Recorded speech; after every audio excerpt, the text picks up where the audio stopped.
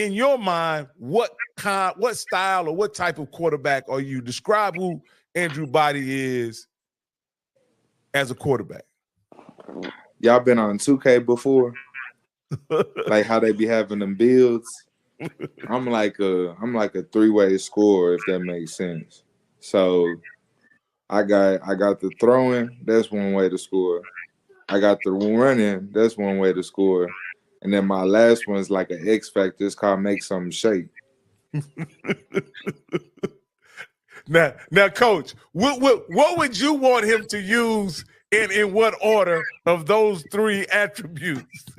I can't argue with him because that's where I got the name of my offense, the hobo offense, from Madden.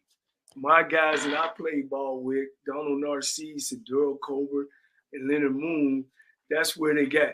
They said, Cole, you run that hobo offense. I said, well, what is that? That high operated big play offense. You trying to score every time, ain't you? And that's where I got the name of my offense. You know, I look, Andrew, man, I would have loved to coach you. I really would have loved to coach you. And I think you would have really, really had a whole bunch of fun, you know. And, you know, I enjoyed talking with you. I enjoyed seeing you play. I'm pretty sure that playing with you is a memory itself. Man, I can't say enough. Hey, I got it. One thing about him, I like a cocky quarterback. Hey, I would say I heard a lot about you as well, Coach. I heard a lot about you as well. It's all true, man. All of you the GOAT. The bad and the ugly. Hey, Andrew, I brought my shirt. Let me see if you can see it. That's the last one. Oh, is that the SWAC championship? Yeah. I got the screenshot right in my gallery of that 2010 season. Yeah. Andrew, we still got time, and you know, even if you want to take calls or whatever, we still can. We can take calls, but I want to give you a chance to make your big announcement right now, Andrew. What is the big announcement that Andrew Body has to make today? So, hey, on my backup Instagram, my literally the name of it is AB100. So, hey, this is just letting everybody know on this show. Y'all can tell y'all granny, y'all auntie, y'all uncle, y'all cousin, y'all niece, whoever. AB back, man. AB100. He 100% healthy, bro. Hey, wherever we go, I promise y'all it's going to be a show. I promise y'all. So the doctor has released you 100%? Yes, sir. Yes, sir. Good. And are you still training on it, or you've done really with your training and now can you just get back to working out normally? Yes, sir. I still work out with like my trainer though, but that's just because you know everything going on with the school and stuff like that. The coach is really kind of out of office right now. Right. Hey, Coach, I wanna congratulate him, Coach. You know, I know it's tough being injured. You know, watching your team, especially watching your team struggle this past season, knowing that you could have impacted the outcome of some of those games, man. And so, kind of explain to us, Andrew, what was it like being a guy who's sounds like you've been on the field for the past 5-6 years as a player. You never had to sit out much. What was it like to be on the sideline watching your team play as you recovered from your injury? That's a great question. First off, bro, and I appreciate you, feel me, congratulating me on that because that means a lot for real. It was a long time coming, but truthfully, man, it was the whole situation itself was really a blessing in disguise. First off, because just being a guy, you know, being on the field, you know, all you really get is action. So being able to kind of take a step back and observe, get in like view mode, now you're having to see everything else, outside factors, you know what I'm saying, internal factors. So, for example, at first, like my first year at TSU, like that's what I was going to tell Coach about coming out of high school and stuff. like going into college, just truthfully probably why I ain't end up starting my first game. Just not really just being too informed on coverages. I had to grow on that tremendously. So, kind of being able to now, okay, bet we're gonna break down the shell first, getting our pre-snap read, making it mandatory. What type of front they got? They got a dose box, they got a Uno box, you know what I'm saying?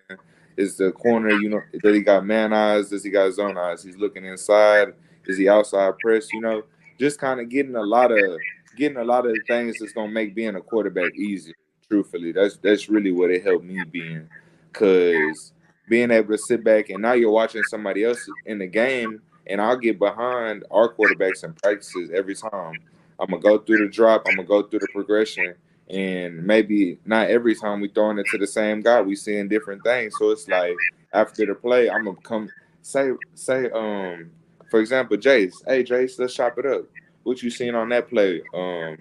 Okay, okay, bet. Because it's like, bro, you can't just be stuck in your ways all the time. You got to be able to absorb and sponge things up from different people. You can learn from anybody. So really just taking advantage of that all the way, asking coaches literally every day, like, hey, coach, what you think I could, you know what I'm saying? What you think I could grow on? Like, what you think I should work on today? Just meeting with different coaches, getting a different understanding of defenses, meeting with my O-line coach, meeting with the linebacker coach, the DB coach. Like, it was just a blessing, bro, because a lot of people looking from the outside in, like, man, AB not playing, man. This look like da da da da da. Man, I only would have came if he's on there. Nah, like it ain't even the point of that. Cause truthfully, this made me a better person too. I had to learn how to put my feelings to the side besides how I feel about my situation and support my brothers on the field. Give them every power of energy that I do have, supporting them boys. Cause in a sense, if you think about it like this, like say you're the starting quarterback of a team and you just got hurt. If you just back off and shun yourself from everybody, now you really making it hard on the team, bro, because you was just literally the captain of the team and now you didn't just disappeared compared to you. What's up, coach? So let me ask you. So you actually just done this on your own. You weren't asked to stay around the team you just was like let me, because what we call it mental reps. Yes, sir. Every time, gotta get them. So, like for me, that was a big thing. I had to get mental reps every day, and really just I came in with 75% of these players, so I got a bond with them. Like it wouldn't be fair to them if I just didn't support them because I know dang well if I'm on the field, they gonna love on me and show the same love. So, especially like my boys, Jay Will, the linebacker, Mike the DN. You guys, so that was your choice. Yes, sir. You look, coach, I can't play, but I want to be around the program.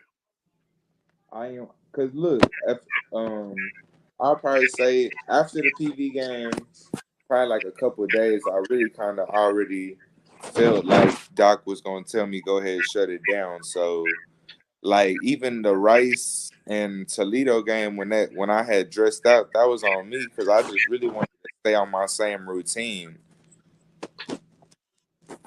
Okay.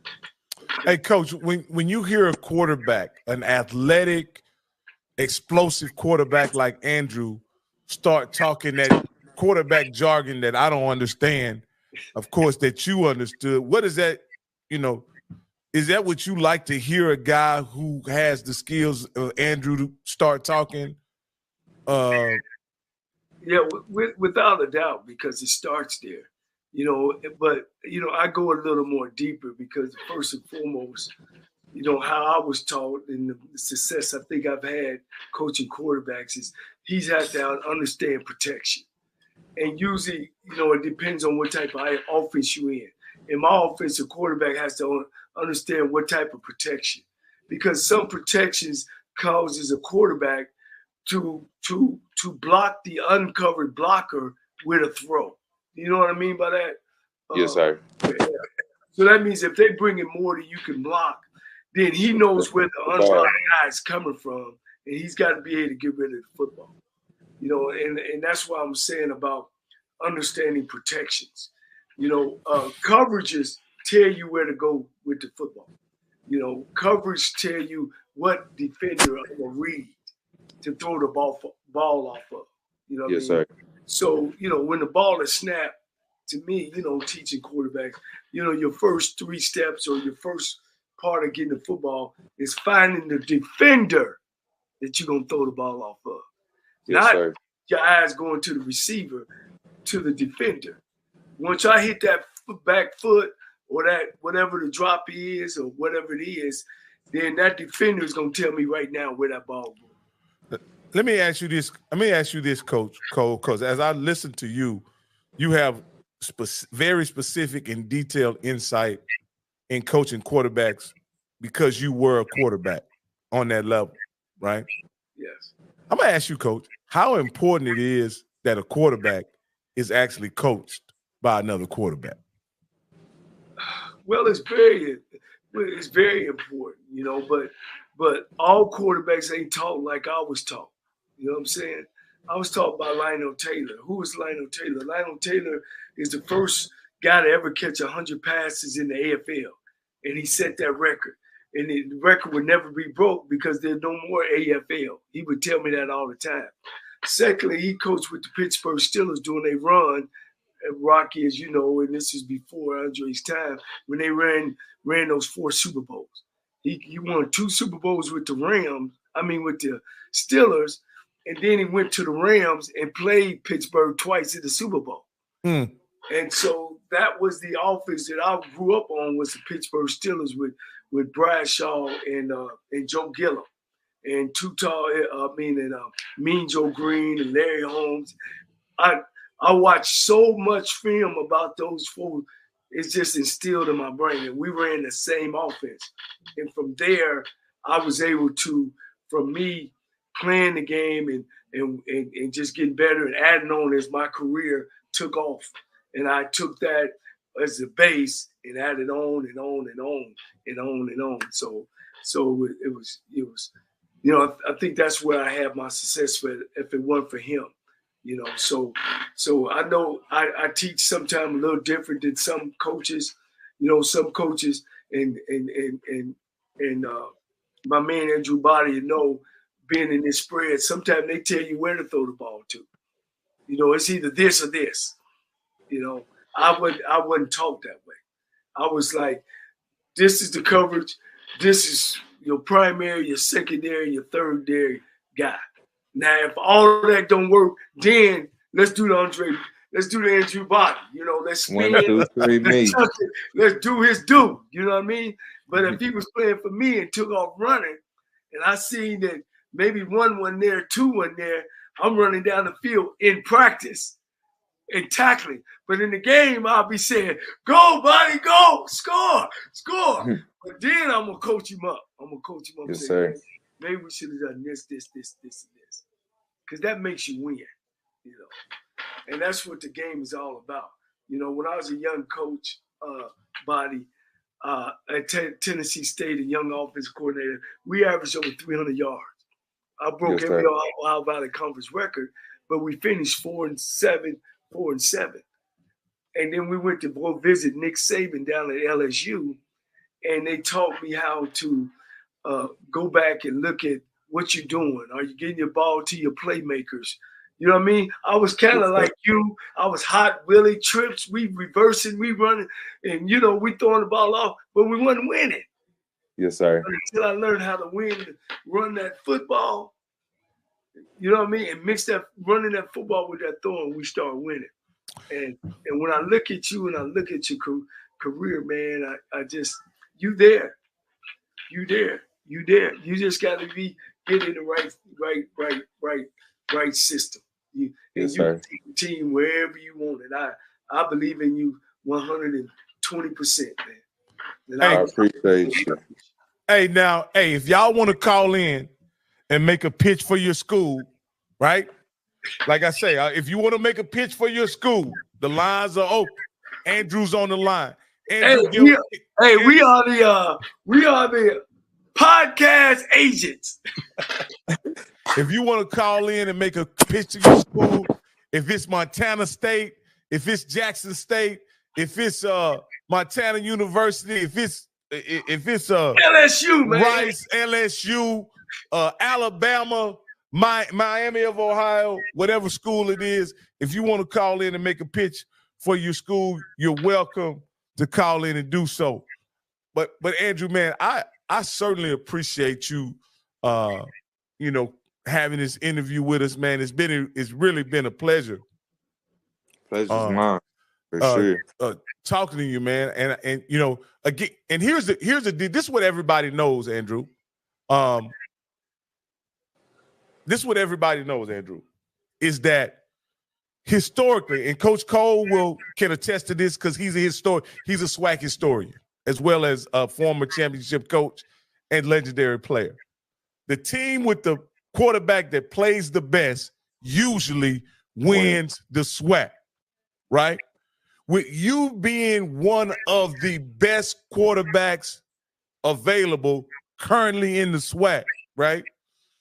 You can literally, the balance of the SWAC could definitely be swung to the school, whoever retains Andrew Body or the school that acquires Andrew Body.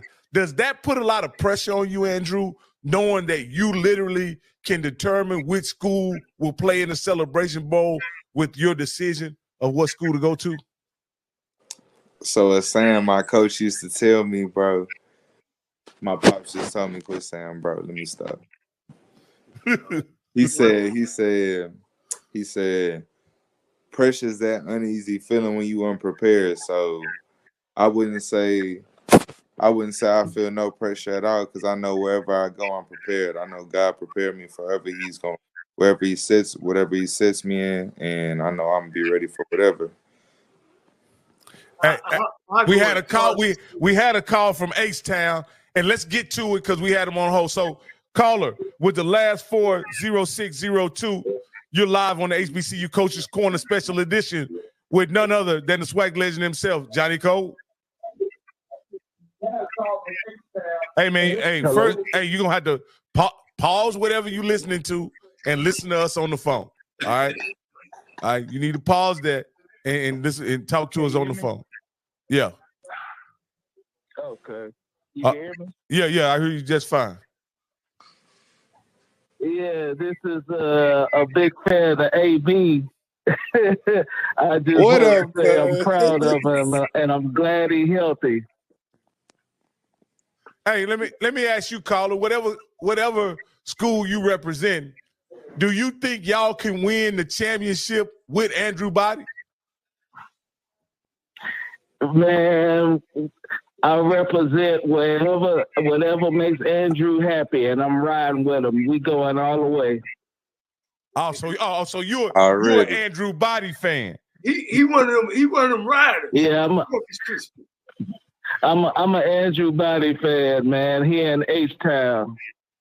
That low-key okay. sound like kinfolk. Andrew said that must be. Yeah, I'm his big cousin. I'm just calling in to be a part of the conversation. Let me ask you this, because where would you like to see Andrew? To be honest with you, is wherever he want to go. Because to be honest, that's the way football or sports is going now. You go where you feel like you can make a difference.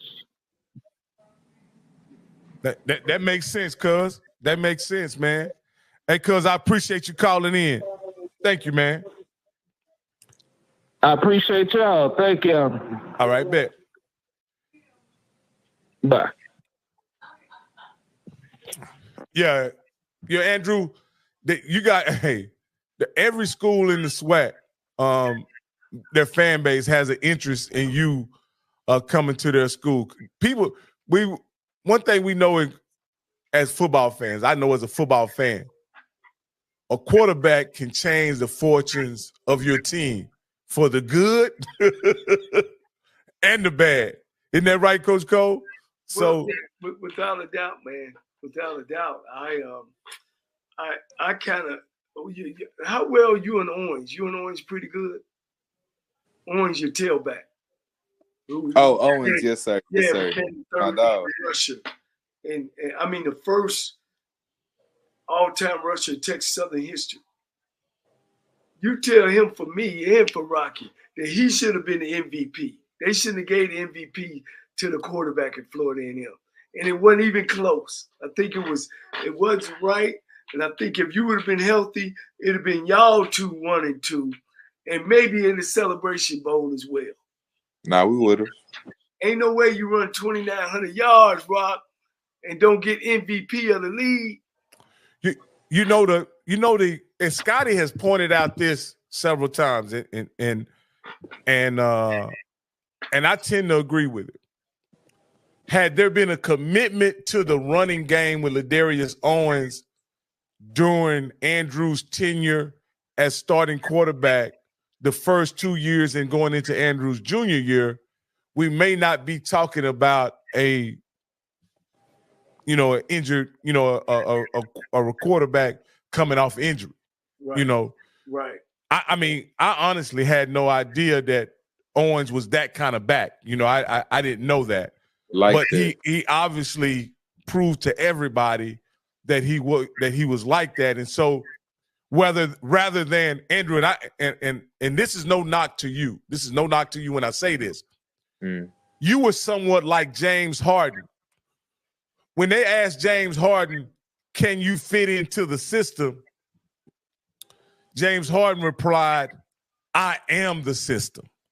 And to me, that's what, and it may be how you were coached, how you played, but you played the game in a way that you were the system when you were healthy, right?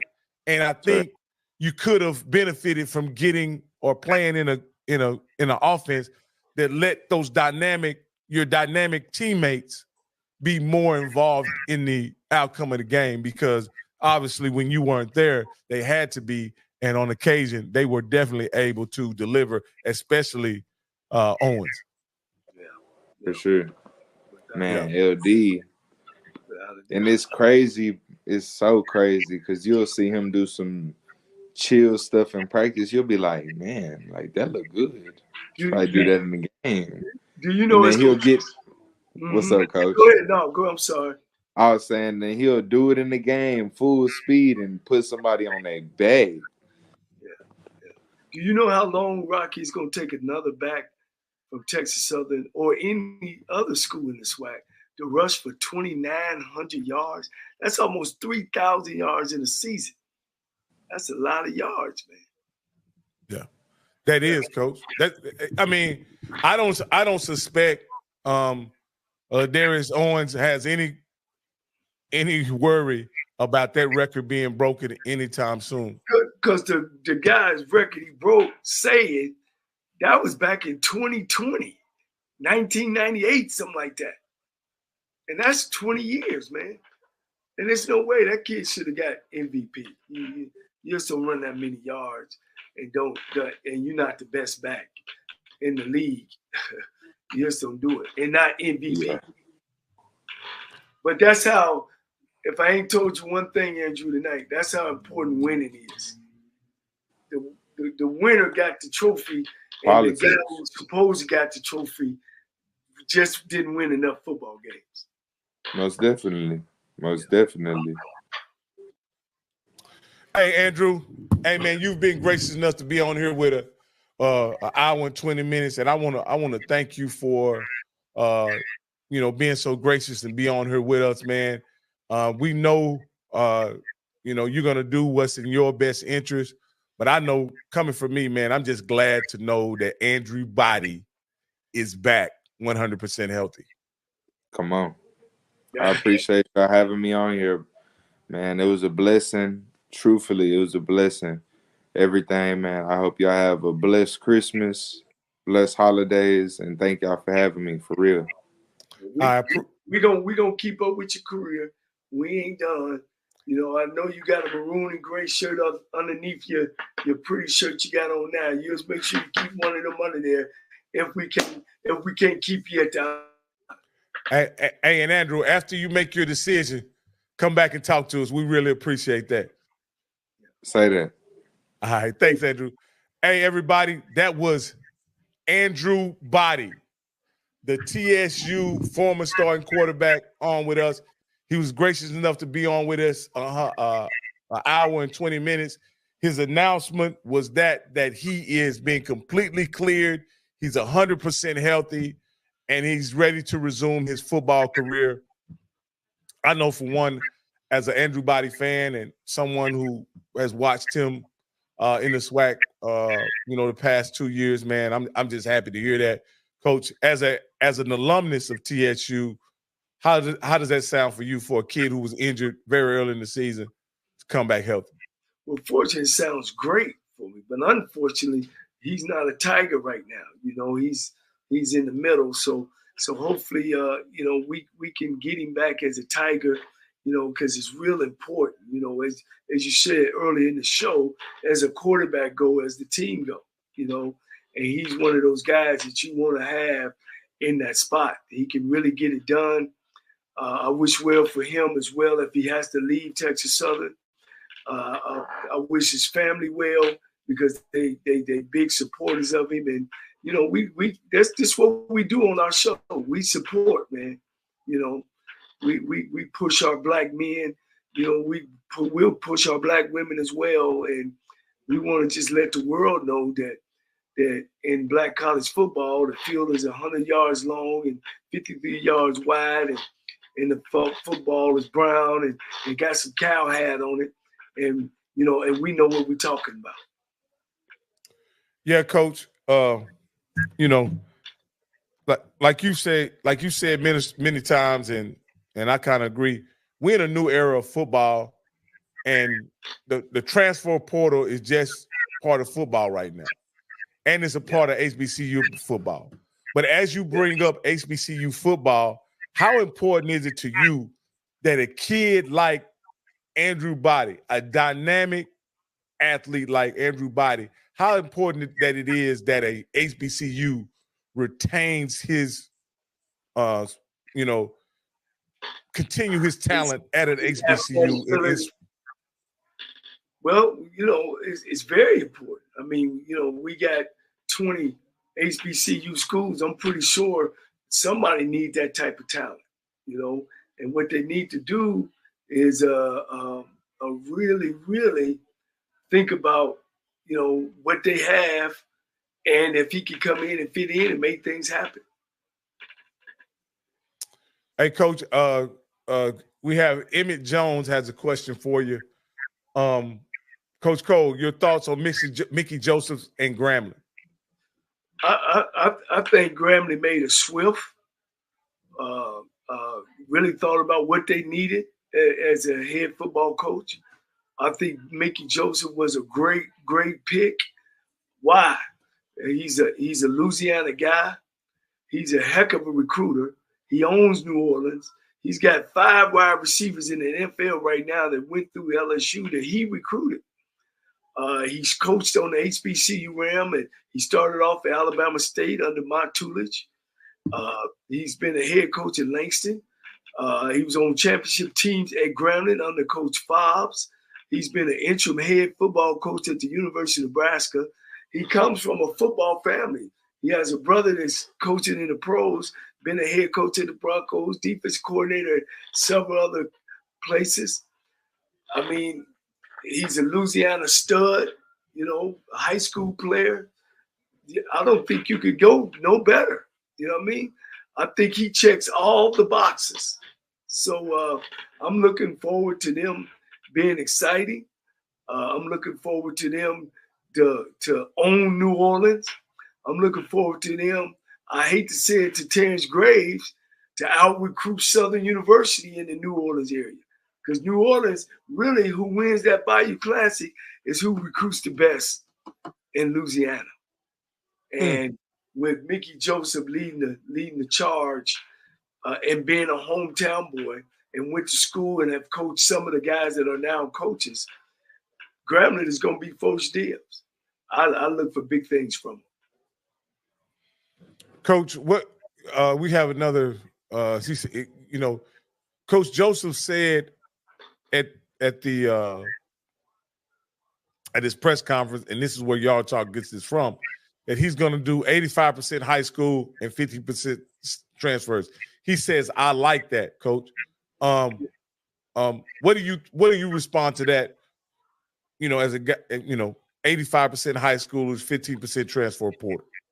Well, sometimes you say, the sky is blue outside, but when the clouds roll in and start raining, it's great.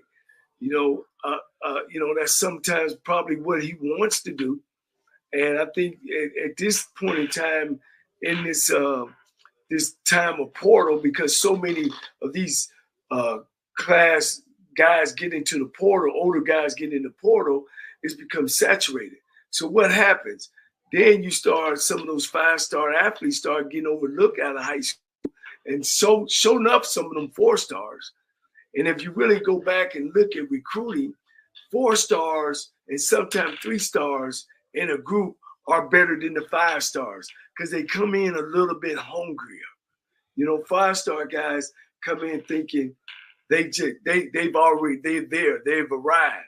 But those 4 and 3 come in with a chip on their shoulder. So I think it's a good plan. He's recruited for the best. And if that's what he thinks and that's what he feels, he's always can adjust that. But I think it's a winning formula. Who was that just said? No. It looked like we have EA is going at one of our other followers talking about, why are you compelled to visit other HBCU platforms other than Jackson State? Help me understand that. Everybody wants to be entertained, EA. We welcome everybody to this platform, even those Jackson State loyalists, right? And the fact of the matter, if I was Jackson State, I would have tuned in to see what his announcement was as well. So, again, I don't have any problem with Jackson State coming in or anybody else. Well, I promise you, we will get TC Taylor on our show, but he forgot that. See, I had my man Flea, coach, where he's at Colorado now. I had Flea on the show when he was at Jackson State under Coach Prime. Sanders. So, hey, we definitely got to get TC Taylor on the show, Coach. No doubt. Hey, Coach, I know we're broadcasting this on the off script, but I definitely want to make sure that that our followers and our viewers get a chance to subscribe to our channel, Coach, because we have a lot of amazing content as well. And I'm gonna put the link. I'm gonna put the link at the bottom so that we can. We could use for our hard work, getting those coaches, getting guys like Mickey Joseph and Terrence Graves and Trey Oliver. Hit the link and subscribe to our channel. We're being simulcast on both, off script as well as our channel. So go ahead and go over to our channel and subscribe as well. We'd love to have you, Coach. We didn't plan this show, did we, Coach? This came out of nowhere for us. But when you got an opportunity to interview a guy like Andrew Body and he tells us when he's available, we do what we have to do to bring this kind of content. And I know I personally appreciate you, Coach, making time out to taking time out to be available so we could do this interview and interview this young man. Well, one of the things Rocky will do in probably in January is bring Rudy Johnson, who's the CEO of the Neighborhood Association in the state of California. He's over 800 employees, and his sidekick Stedman Graham. Yeah, the Stedman Graham that is married to Oprah Winfrey. They too run a nonprofit organization, and they go around and they go around and talk like we talk about HBCUs. So I'm in the middle of, we're in the middle of trying to find a date and a time that we can bring them on and talk about some of the problems and issues that HBCU have and some of the problems that HBCU can fix. So I'm looking forward to that. And Stedman has wrote several books. Rudy is, of course, a CEO and also a HBCU graduate, and they traveling around now from city to city and actually giving speeches and stuff on how we can better ourselves as Black people. Hey, Coach, I'm gonna take a minute. I'm gonna ask everybody in the chat. We got well over 150 some people viewing this stream, and I'd like to know, what school do you guys support? Can you put the school that you support in the chat? Because I just because I'd like to know. We all know Coach Cole is a TSU guy.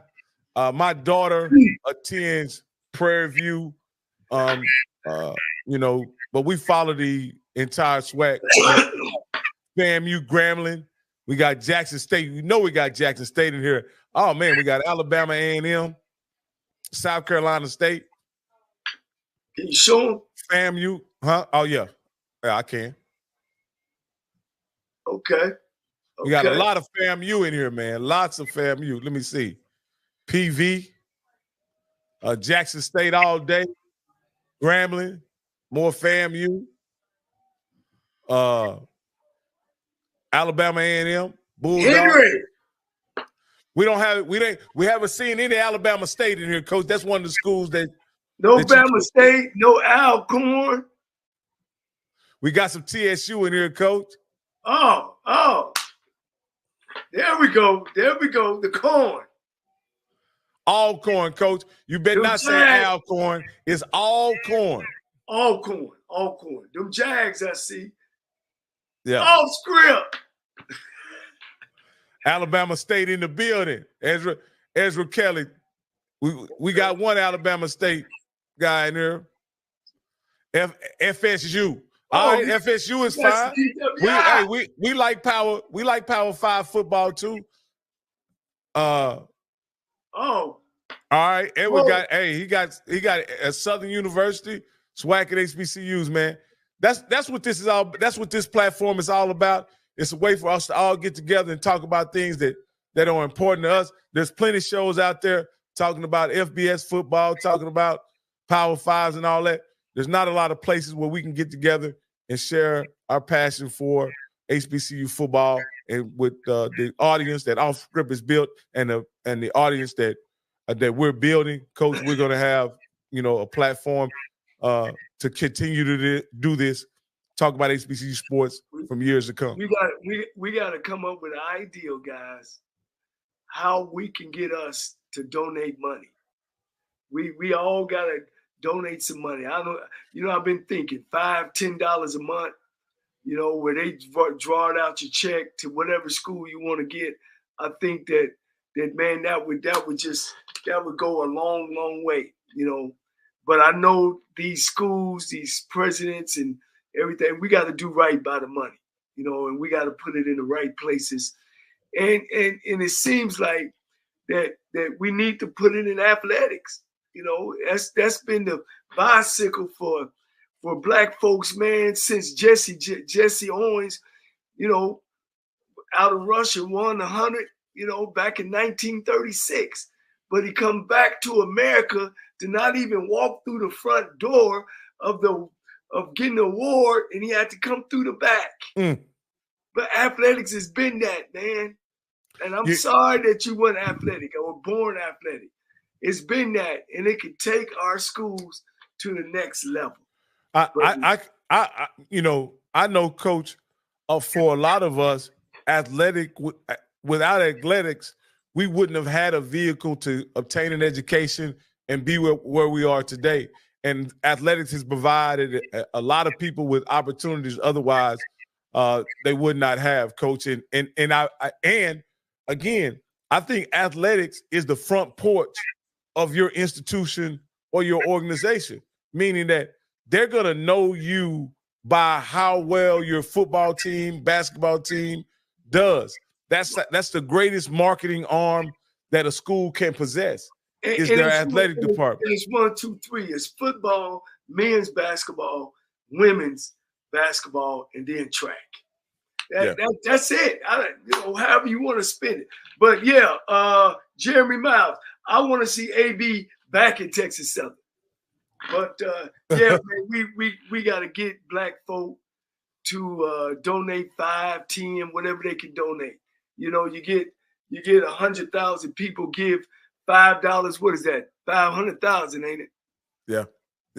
And that's all you got to do. You give, and that's the way we got to look at it. Well, 1,000 people give $5. That's 50,000. 5 people. If 10,000 people give $5, I think that's $100,000. And then when you move it to a month, you know what I mean? When you move it to a month, $5 and $1,000 a graduate. That's 50,000, right? Yeah. That's a month, and you get that a month. You see what I'm saying? Absolutely. That's how easy it is. But here's how. This is the reason. Is because we don't trust. And here's the reason, Rock. We have a reason not to trust. You see what I'm saying? As you say that, Coach, Eye of the Watcher says Texas Southern need to get a coach first. And I think he was responding to your notes. And that's one of the things that makes it hard for some people to trust HBCUs because, like in the TSU situation, I think there was a timeline given, and they haven't been held. Hasn't held up to that timeline. How long has it been since they've been a coach? Coach, they let the coach go the week before Thanksgiving, if I'm not mistaken, and now it's December 20th. I got 2 words. No comment. Well, Coach, I know a guy who won the SWAC at TSU. Currently, at this time we speak now, he's available. That may not be the situation next week or the week after. But I'm just saying, there's a guy who won the SWAC in 2010 at TSU in a place that it hadn't been done in how many years, Coach? It's over 50 now. Over 50. 68 and 23 is what? A long time. Yeah. So again, Coach, if they're serious, like I always say, Coach, if TSU is serious about winning, there's only one name they should call, Coach. I'm going to be perfectly honest with you. And it's not Ed Reed, and it's not Andre Johnson. It's somebody who has already done it. And it would be Johnnie Cole. So that's just my 2 cents, Coach. Yeah. But again, there's only one man who's done it, Coach. You got Craig Hall saying, bring. Hey, Coach, I think you could solve that Andrew Body situation they got now, Coach. Yeah,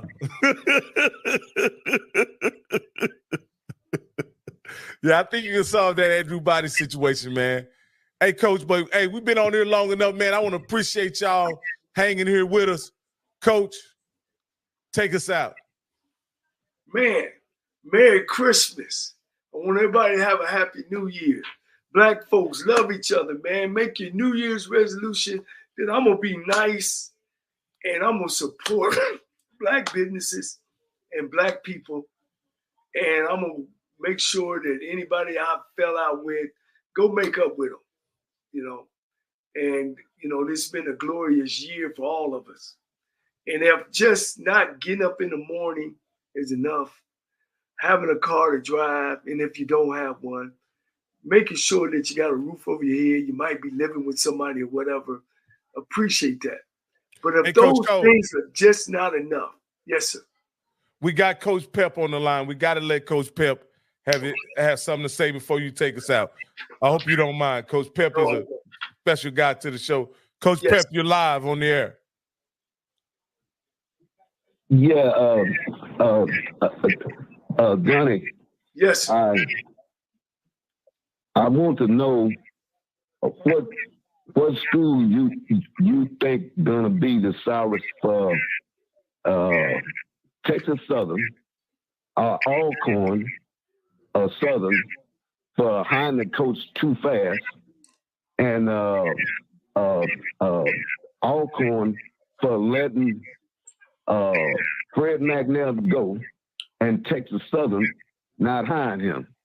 And if Southern would have waited a little bit longer, they could have had Fred McNair. I want to know your opinion on it because I think they did some underhanded with Fred McNair over there at Alcorn. And if the coach leave there at Alcorn, you can tell it was the coach of the administration. And if they lose, it was the administration. If they win, it was the coach. Because I think they had already planned this out. Because I can't see you winning the SWAC numerous of times and then Celebration Bowl numerous of times, and they ready to get rid of you. I want to hear your opinion. All right, hey Coach Pep, thank you for calling. I'll log off. I'll let you go, and then and Coach is gonna answer. Well, I think, and I'm not saying each team would lose, but I think it's been a lose when you look at the numbers. When you look at the numbers, Southern University, as much as I think Terrence Graves is prepared for the job, I don't know where, when you get rid of the head coach, you turn around and hire the assistant. And that's supposed to bring fire and to the program. I don't know, but we'll see. But this is nothing on Terrence Graves because, he should be ready and he should be prepared. We know the background and the people he's worked for, Pete Richardson and championships. So when you look at it that way, you would think, oh man, I mean, really, is this going to be a win-win for Southern? So we'll see. Of course, Fred McNair and Alcorn and Texas Southern, through our resources, Alcorn wasn't really just overwhelmed with Fred. I think he started falling off late in the game, but they showed their support with him when they found out that Texas Southern wanted him. I think they upped their money for him. You know what I mean? And up some years. Maybe it wasn't where he was, but I think they showed earlier that hey Fred, we want you here. We appreciate you. Of course, Alcorn and Texas Southern, you're talking about gold and food's gold. Texas Southern has always had money, And so on the Texas Southern end, I think we kind of waited too long, and hopefully we can fix this issue, fix this problem, whatever Texas Southern and administrators decide to do, So that's a lose-lose for Texas Southern because they don't have nobody in place. And now Alcorn has taken a guy, that defensive back coach, but he's an alum of the university. So, in that aspect, you actually taking a guy as assistant coach from a winning program and moving him. I think that's the way you do that. You know what I mean? So what he has to do, the gun's already loaded. All he got to do is squeeze it, tweak it a little bit. But if he goes in there and make a wholesale change, then, we'll see. So when you look at it, loss at Texas Southern because we don't have a coach. Recruiting is going on. Win for Alcorn because, okay, yeah, they got rid of Fred, but then they hired a guy that was on his staff and on a winning staff. and lose for Texas Southern because you weren't satisfied with the head coach. We didn't win as a team, but yet you hired one of the assistants. But again, all that is just numbers. All that is about what it looks like. The grind is on, and everybody is on the clock. Hey, who's that with you, Coach?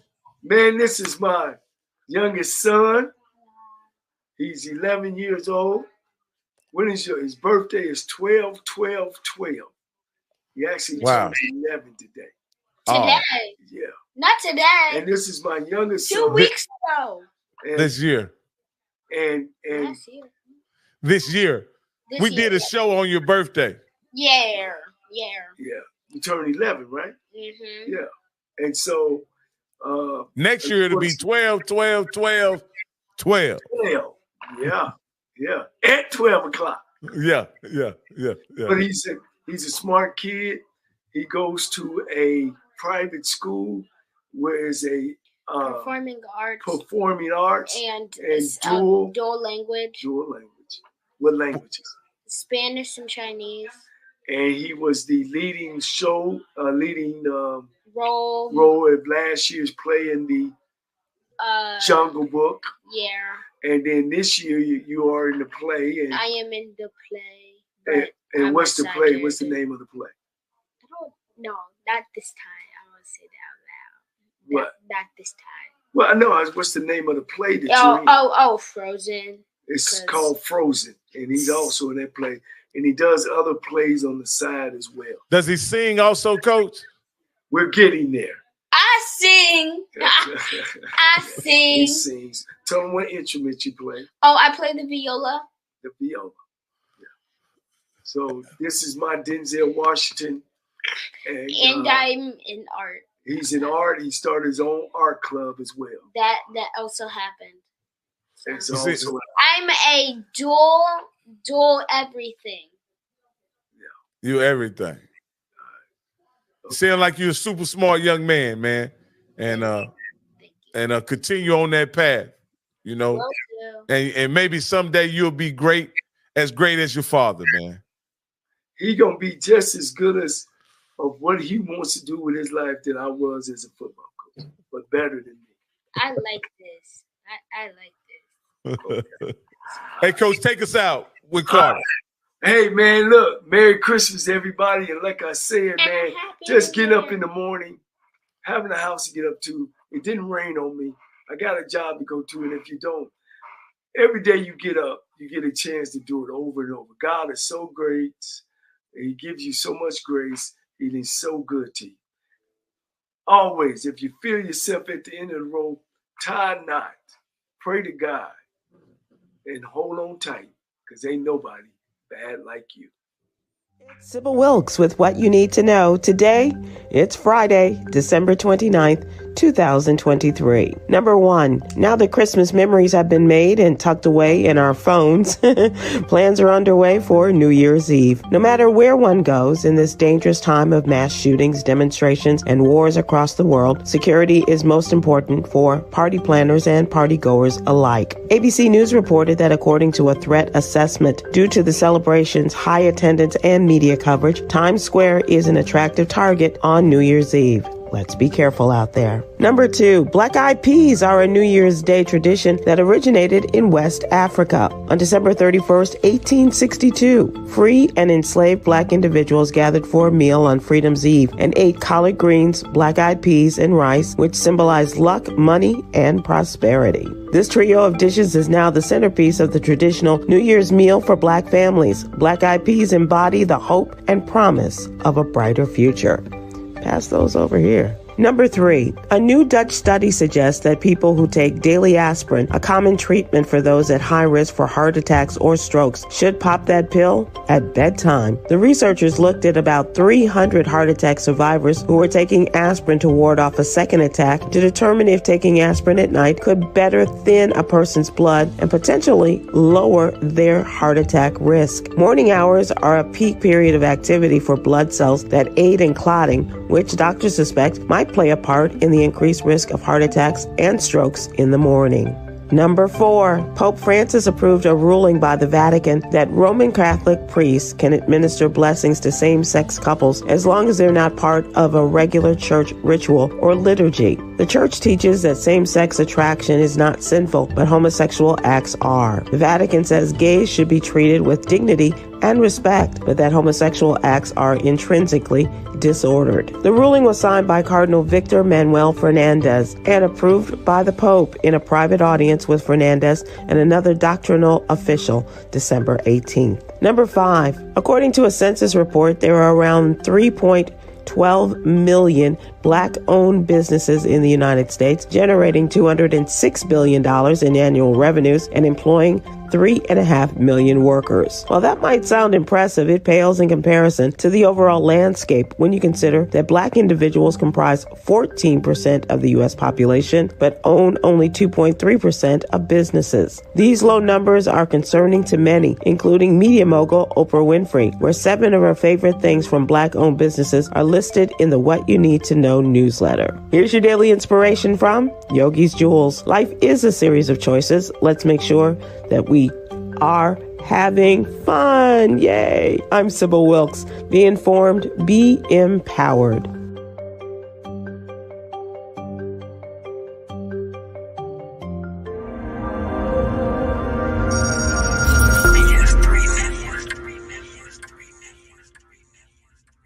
BS3 Network, changing the way you watch TV.